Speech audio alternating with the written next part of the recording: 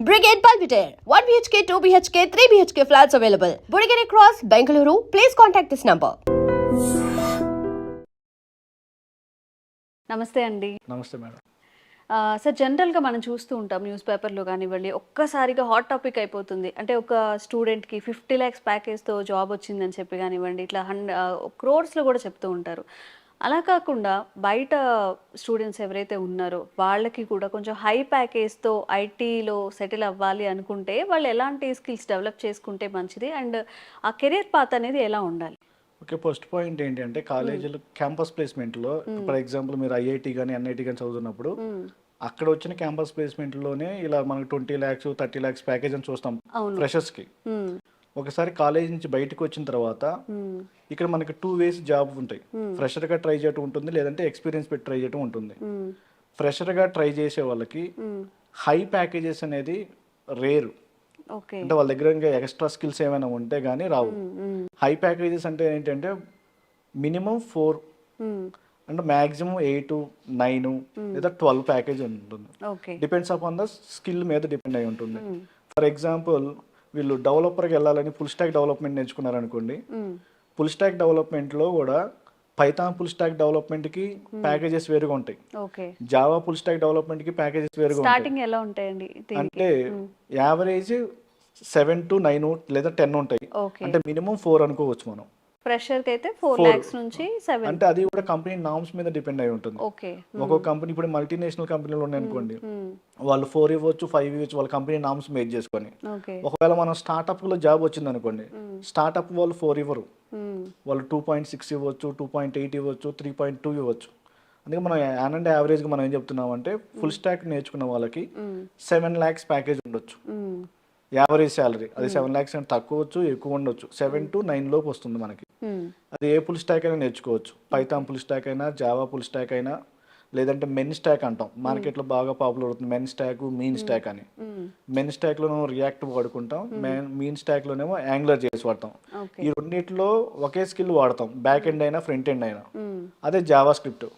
లేదు మనం Python full stock వెళ్ళామనుకోండి, అక్కడ ఫ్రంట్ ఎండ్కి జావా స్క్రిప్ట్ వాడుకుంటాం, బ్యాక్ ఎండ్కి మళ్ళీ పైథాన్ వాడాలి. అదే జావా ఫుల్ స్టాక్ అయితే ఫ్రంట్ ఎండ్ జావా స్క్రిప్ట్ వాడుకుంటాం, బ్యాక్ ఎండ్ మళ్ళీ జావా నేర్చుకోవాలి. అంటే నాకు కోడింగ్ లాంగ్వేజెస్ 2 రావాలి అప్పుడు. లేదు నాకు కోడింగ్ లాంగ్వేజ్ ఒకటే ఉండాలనుకున్నప్పుడు మెన్ స్టాక్ కానీ మీన్ స్టాక్ కానీ సెలెక్ట్ చేసుకోవచ్చు. ఇది ఫ్రెషర్ లెవెల్. లేదు సెకండ్ ఆప్షన్ ఏంటంటే టెస్టింగ్ సైడ్ వెళ్ళొచ్చు. ఈ టెస్టింగ్ సైడ్ కూడా ప్యాకేజెస్ బాగుంటాయి. అందులో ఆటోమేషన్ టెస్టింగ్ కొంచెం ప్యాకేజెస్ బాగుంటాయి, మాన్యువల్ టెస్టింగ్ ప్యాకేజెస్ కొంచెం తక్కువ ఉంటాయి. ఇది ఫ్రెషర్ లెవెల్లో. అలాగే కొంతమంది నాన్ ఐటీ నుంచి వస్తారు, వాళ్ళు ఐటీకి వెళ్ళాలంటే కోడింగ్ తెలియదు అనుకోండి, నాకు కోడింగ్ అవసరం లేదు, నేను అసలు కోడింగ్ రాయలేను, నాకు కోడింగ్ అంటే భయం, కోడింగ్ లేకుండా జాబ్స్ కావాలంటారు. అలాంటి వాళ్ళు ఏంటి అంటే ఫస్ట్ యానిమేషన్ నేర్చుకోవచ్చు. యానిమేషన్ కానీ, లేకపోతే గ్రాఫిక్ డిజైనింగ్ కానీ, లేదంటే డిజిటల్ మార్కెటింగ్. ఇప్పుడు డిజిటల్ మార్కెటింగ్ కూడా ప్రతి ఒక్కరికి అవసరం అవుతుంది. ఫర్ ఎగ్జాంపుల్ మీరు ఏదైనా బిజినెస్ స్టార్ట్ చేశారంటే మీరు దీన్ని ప్రమోట్ చేసుకోవాలి. ప్రమోట్ చేయాలంటే ఫేస్బుక్ యాడ్స్ అంటాం, ఇన్స్టా యాడ్స్ అంటాం, గూగుల్ యాడ్స్ అంటాం. ఇవన్నీ చేయాలంటే డిజిటల్ మార్కెటింగ్ లోనే ఇవన్నీ ఉంటాయి. ఒకవేళ డిజిటల్ మార్కెటింగ్ నేర్చుకున్నా మనకి హై పేయింగ్ జాబ్స్ రావచ్చు ఫ్యూచర్ లో. డిజిటల్ మార్కెటింగ్ లో కూడా మళ్ళీ విత్ ఏ కాన్సెప్ట్ ఉంటుంది, అది నేర్చుకుంటే హై పేయింగ్ జాబ్స్ వస్తాయి. ఇవన్నీ ఫ్రెషర్స్ కి. అలాగే 3 years 4 years ఎక్స్పీరియన్స్ ఉన్న వాళ్ళకి డేటా మీద జాబ్స్ బాగుంటాయి. అంటే డేటాని ప్రాసెస్ చేయటం కానీ, డేటాని స్టోర్ చేయటం కానీ, డేటాని అనాలిసిస్ చేయటం కానీ, డేటాని క్లీన్ చేయటం కానీ, ఇలాంటి జాబ్స్ ఉంటాయి.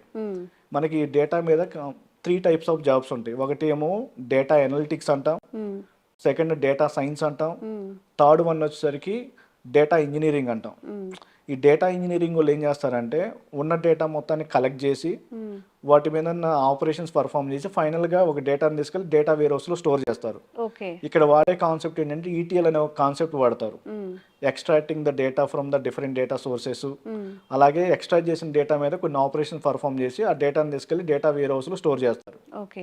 ఇదంతా ఏంటి అంటే పాస్ట్ అనమాట. అంటే పాస్ట్లో వాళ్ళ దగ్గర ఉన్న డేటా మొత్తం కలెక్ట్ చేయటం, తర్వాత ఏదైతే డేటా వేర్ హౌస్లో డేటా ఉందో దాన్ని అనాలిసిస్ చేయాలి.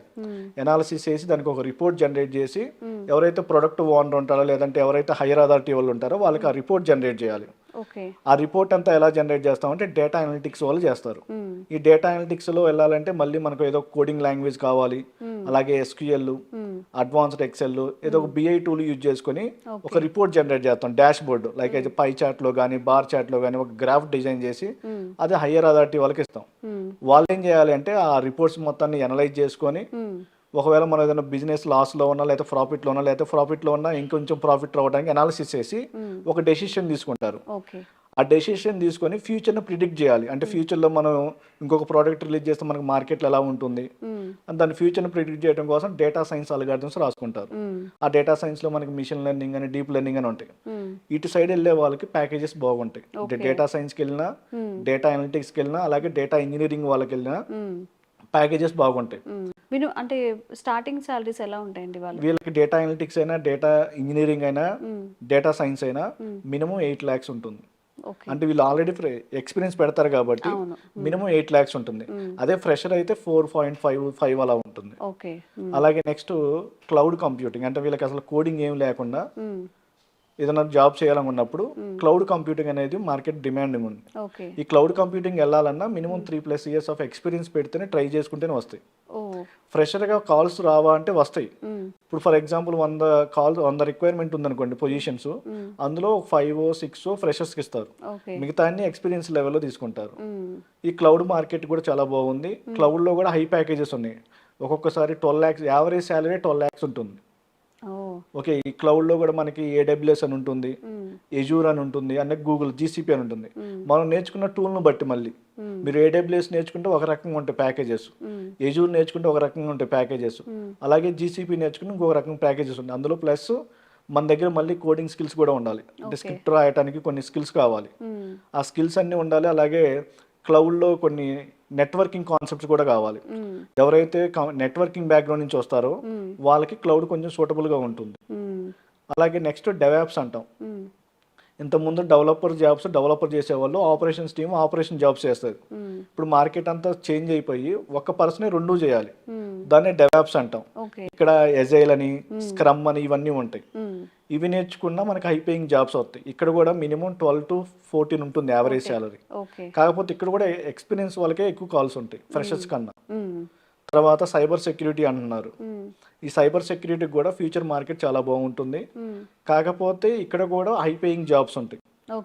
కాకపోతే ఫ్రెషర్స్కి కొంచెం తక్కువ ఉంటాయి. ఎక్స్పీరియన్స్ లెవెల్ వాళ్ళకి సైబర్ సెక్యూరిటీ కూడా బాగుంటుంది. ఫ్రెషర్స్కి నా బెస్ట్ సజెషన్ ఏంటి అంటే డెవలపర్గా వెళ్ళాలి. ఆ డెవలప్ అనేది వాళ్ళ ఇష్టం. కొంచెం కోడింగ్ తక్కువ ఉండాలంటే పైథాన్ ఫుల్ స్టాక్ నేర్చుకుంటారు. జాబ్లో మార్కెట్ బాగుండాలనుకున్నప్పుడు జావా ఫుల్ స్టాక్ నేర్చుకుంటారు. లేదు నేను ఒక 2 బ్యాక్ ఎండ్ లాంగ్వేజెస్ వద్దు, ఓన్లీ ఒక బ్యాక్ ఎండ్ లాంగ్వేజ్ వాడుకుంటాను ఫ్రంట్ ఎండ్లో బ్యాక్ ఎండ్లో అనుకున్నప్పుడు మెయిన్ స్టాక్ వెళ్ళొచ్చు. లేదు నాకు కోడింగ్ తక్కువ ఉండాలి అనుకున్నప్పుడు టెస్టింగ్ సైడ్ వెళ్తారు. లేదా అసలు నాకు కోడింగ్ అనేది వద్దు, నేనంతా నా అనలిటిక్ స్కిల్ మీద నేను జాబ్ తెచ్చుకోవాలనుకున్నప్పుడు డిజిటల్ మార్కెటింగ్, తర్వాత యానిమేషన్స్ ఇవి నేర్చుకుంటారు. ఓకే, చాలా ఇన్ఫర్మేషన్ అండి. అంటే గుడ్డిగా వచ్చేసామా, చేసేసామా, ఏదో హై ప్యాకేజెస్ తీసుకున్నామా ఇలా కాకుండా హై ప్యాకేజ్ అనే కాన్సెప్ట్ ఎందుకు వస్తుంది అంటే మనం కరోనా టైంలో ఆల్రెడీ చూసాం.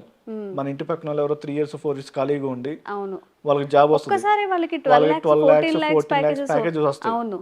దాన్ని బట్టి మన ఇంట్లో వాళ్ళు ఏంటంటే వాళ్ళు మొన్నటిదాకా ఖాళీగా ఉండడం, వాడికి జాబ్ వచ్చింది 12 lakhs ప్యాకేజీ, కష్టపడ్డాడు చేశాడు, ఇంటి దగ్గర వాళ్ళు ఏంటంటే ప్యాకేజ్ వస్తుందా రావట్లేదా, వాడికి లోపల ఎంత ప్రాసెస్ ఉందో అదేం చూడరు కదా. మన వాళ్ళు ఏంటంటే సరే మా వాళ్ళకి ఆ కోర్స్ నేర్చుకుని జాబ్ వచ్చిందండి, నేను కూడా ఇప్పుడు డెవాప్స్ చేయాలి, వాడు ప్రెషర్. కానీ వాడు వచ్చి నాకు డెవాప్స్ నేర్చుకోవాలి, డెవాప్స్ మీద జాబ్ రావాలి, 3 months నాకు జాబ్ రావాలంటాడు. రాదురా బాబు అని చెప్పినా వాళ్ళు వినరు. కొంతమంది ఇన్స్టిట్యూట్ వాళ్ళు సజెస్ట్ చేస్తారు ఇది నేర్చుకుంటే రాదని. కొంతమంది ఏం చేస్తారంటే వాళ్ళకి మనీ కావాలి కాబట్టి సరే జాయిన్ అవ్వని డబ్బులు కట్టించుకుంటారు. ఆ కోర్స్ అయిపోయిన తర్వాత వాడు ఎన్ని రోజులు వెయిట్ చేయాలంటే 3 years వెయిట్ చేయాలి కాల్స్ రావాలంటే మళ్ళీ. అలా ఉంటుంది. అలా హై ప్యాకేజెస్ గురించి కొంత స్టూడెంట్స్ అలా ఆలోచిస్తున్నారు. నా బెస్ట్ సజెషన్ ఏంటి అంటే హై ప్యాకేజ్ గురించి ఆలోచించుకోకుండా ఫస్ట్ ముందు మనం స్కిల్ డెవలప్ చేసుకుని ఏదో ఒక విధంగా ఐటీలోకి ఎంటర్ అయితే తర్వాత ఆటోమేటిక్గా ప్యాకేజెస్ అవే వస్తాయి. ముందే మనకు జాబ్ రాకముందే మనం హై ప్యాకేజ్ గురించి ఆలోచిస్తే ఫర్ ఎగ్జాంపుల్ కొంతమంది ఏం జరుగుతుందంటే రీసెంట్ గా మా దగ్గరే జరిగింది. ఒక స్టూడెంట్ కి జాబ్ వచ్చింది, 2.5-3 lakhs ప్యాకేజ్ ఫ్రెషర్ గా. కాకపోతే వాళ్ళు 2 years బాండ్ రాయమన్నారు.